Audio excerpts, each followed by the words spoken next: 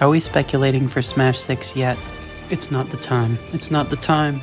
Day one they reveal the Switch 2. I am ready. I'm ready for the hype. But what about Master Hero Sakurai's mental health? I'm ready. I'm ready. Work 'em to the ground. Work 'em to the ground. In all seriousness, I hope the man has had some rest in the last few years. But it never makes me want to stop talking about Smash. It's not quite the time. It's not quite the time, though. So I'm ready to get my fix, my hype fix. I'm ready to talk about characters that were considered or cut from previous Smash games. Smash hype is so exciting, I look at the past game speculation and I get hype.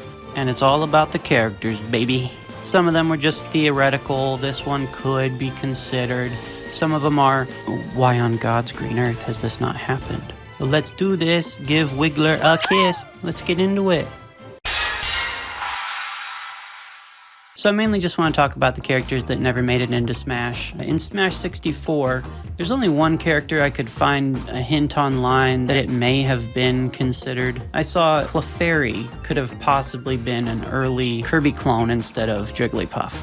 I think it makes sense that they didn't go with this. Jigglypuff is more iconic. I can't really picture Clefairy floating around the way that Kirby does, inflating himself with air. I mean, Jigglypuff is literally the balloon Pokemon. It makes sense. Will Clefairy ever make it into Smash? I hope not. There's so many Pokemon, it's like, why would you pick Clefairy out of 1,000? I know, she's somebody's favorite. You get one round pink one, that's it, sorry.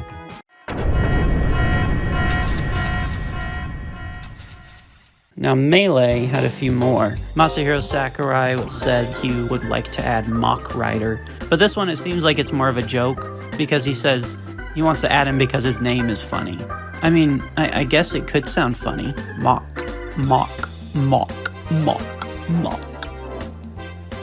But I don't want to discount the idea of something riding a bike. I think the more interesting choice, though, would be the Excitebiker. There's a few of these characters that Sakurai talked about when it came to the Ice Climbers retro spot. And Excitebike was one of them. But Sakurai, he chalked this one up to not be an option because of a difficult moveset. He said he'd have to give the stage ramps in order for the character to work.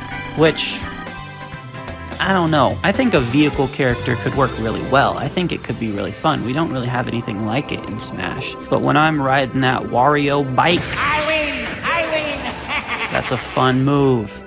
If you built a whole moveset around a motorcyclist, I think that would really be fun. But he can never leave the motorcycle. No, everything has to be on wheels. In fact, I don't think he should ever stop moving. You have to brake instead of moving forward. Sure, he creates ramps out of nowhere, pops up in the air, does some tricks.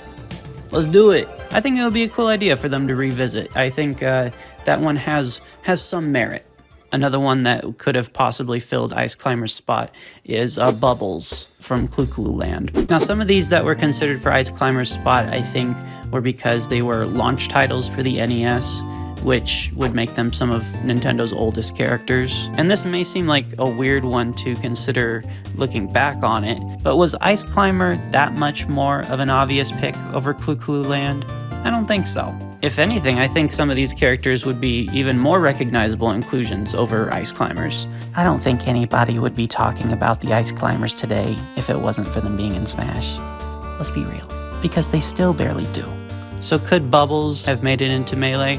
Sure, hypothetically. Will it happen today? No. I think Excitebike could still work. I do think there's merit to that. But the thing about it is, as time goes on, the more things become retro. And so the more choices there are for them to kind of fill that role of a retro throwback character. I think if you introduced a character like Skull Kid today, people would be like, wow, that's a cool retro inclusion. You put him in Melee, that was a year ago. This is the hot new stuff. I mean, if what makes something retro is the passage of time, Melee itself is more retro now than the NES was when Melee came out. Ain't that trippy? The other one that jumps out to me, though, in those retro picks is the Balloon Fighter. I've always liked the Balloon Fighter's design. I think he's fun. I think he's pretty memorable from the NES era. I understand why they haven't done him. I mean, Sakurai's gone on the record saying, I wouldn't know what to do with him once his balloons were popped. I think the nail in the coffin was definitely when they gave his only recognizable trait to the Animal Crossing villager. It's a cool reference, though. You know, they give him the respect. They give him the respect.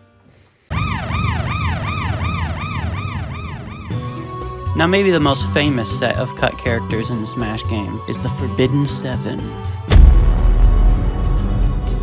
These are 7 characters that were supposedly cut from Brawl, and these are found out through data mining. The 7 characters are Roy, Mewtwo, Dr. Mario, all of which would have been coming back from Melee, Toon Zelda, Toon Sheik, Plusle and Minun as a pair, and Dixie Kong. Now, starting with Toon Zelda and Toon Sheik, which people mostly speculate is Tetra, because there is no Toon Sheik, but Tetra takes the place of kind of Sheik's role in the Wind Waker. Look, we have 6 Zelda characters in Smash. It's pretty egregious that out of those 6, they still boil down to the same 3 characters. So probably a good call not to include them. Then we would just have 8 characters that boiled down to the same 3. Now, an interesting one is Plusle and Minun. This one isn't necessarily 100% confirmed, but it's highly speculated by looking at character files that says pra_my,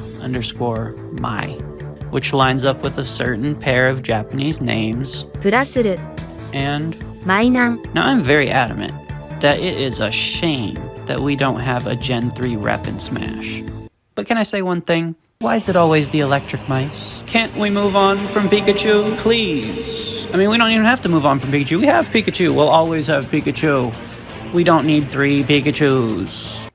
So I can't say I necessarily would have wanted Plusle and Minun to have made it in, but I wish we had gotten a representative of Gen 3. Some would say something like Blaziken or Sceptile. My personal pick would be Loudred. Loudred! I know it's not going to happen. Let me dream.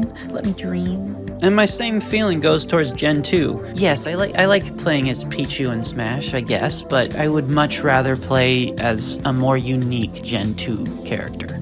And maybe everybody wouldn't look at him with such pity. If there's any kind of inclusions in Smash that really disappoint me, it's when you have such a wide range of characters to choose from, and you pick one that's practically the same thing as something that's already there. I get that it makes it easier to develop. Dark Pit shouldn't exist. Now the last one of these Forbidden 7, Dixie Kong.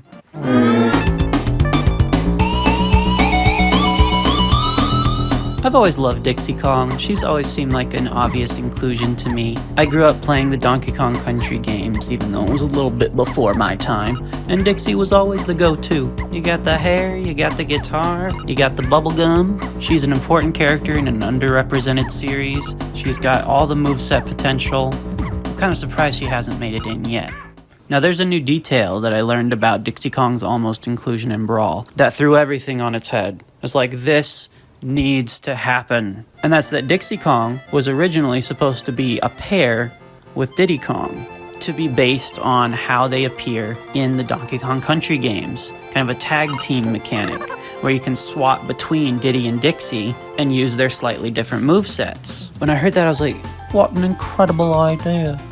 I would love if they did this. They really should do this. They really should do this. I love when a character in Smash plays similar to the way they play in their actual games. And something like that, it may seem simple, it may not seem like it matters, but it would make such a cool little twist to Smash mechanics. And I imagine it wouldn't be quite the same as Ice Climbers. The way I imagine it is the way that it's done in Donkey Kong Country, where whichever character you're controlling, the other one isn't really affected by anything. But there are certain moves where you can use both of them at the same time in order to do certain things, like Dixie using her hair to throw Diddy upwards or whatever it is. It would make me so happy to see those little transitions, like the popping of the bubble to get them to swap places. I can imagine it, and it makes me happy. Please, Sakurai, don't make Dixie Kong her own character. Put her with Diddy. They belong together. There's a few characters that were considered for Brawl 2 that didn't make it in. One of them was Blastoise, considered to be part of the Pokemon Trainer trio. Sakurai's reason for not going with him, he says, I came to the conclusion that Squirtle would be able to establish himself as a character better than Blastoise. Plus, I thought having balance with the sizes and stages of evolution would be good. It makes perfect sense. I think the way that Pokemon Trainer is represented is perfect. And no way they weren't going to go with Charizard for the final evolution. I'm not even mad. I'm not a huge fan of Charizard. It should be Charizard. But will Blastoise ever make it in? Again, I hope not. Not that I don't like Blastoise, but there's too many other choices. Now this next one, I'm sad that it didn't happen, because now that it hasn't happened, it will likely never happen.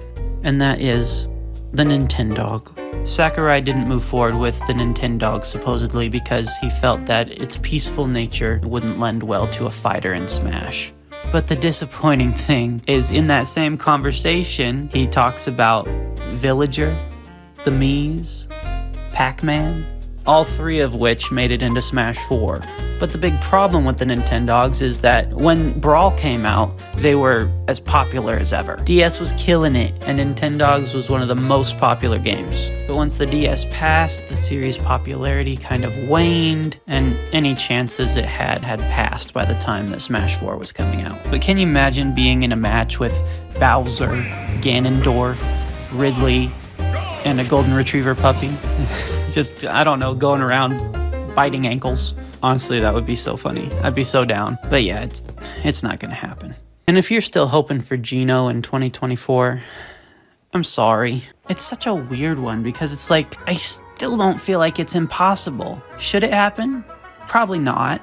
But Smash speculation is just so crazy, and this is the prime example of it, where Sakurai says one thing, and for years people have been speculating about this character. Sakurai said, quote, he has a gun for a hand, and I think he fits in really well with Smash.